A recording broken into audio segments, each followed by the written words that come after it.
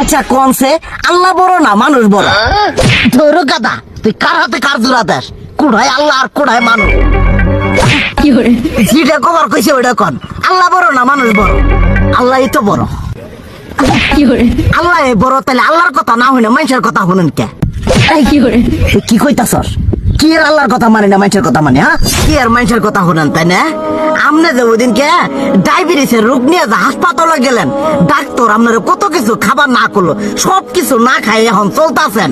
তাহলে আল্লাহ যে আপনারে কইছে যে হারাম খাবার না, সুদ খাবার না, কই আপনি তো কাম কাজ বাদ দিয়ে এলাকার মধ্যে টাকা পয়সা না গায়ে খালি ওইলে দিয়েই খান, নিজেরা টেও হালাল ভাবে কামাই করেন না, ওই সুদ তো না করে টাকা করে লাভ আহে ওইলে দিয়ে দিয়ে চলেন আর পেটা বড় বানাইছেন।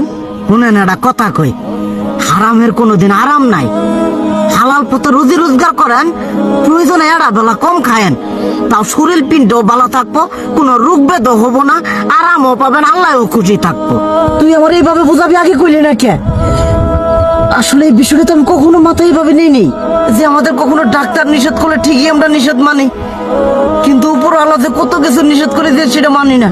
আর এই যে হারাম পথে টিয়া পয়সা কামাই করতেছেন, শরীরের মধ্যে দুনিয়া রোগ বেত হয়েছে, দেখা যাইতেছে যা টিয়া হারাম পথে কামাই করতেছেন তার তো বেশি টিয়া মনে করেন জ্বলে যাইতেছে গা বেশি। আজকের পর থেকে আমি আর এই হারাম সুদ খামো না, আমি হালাল পথে চলবো, হালাল টাকা পয়সা ইনকাম করবো। এতে করে যদি একবেলা কমও খাইতে হয় তবুও খামো, তবু আমি আর এই হারাম পথে চলবো না। আচ্ছা ঠিক আছে।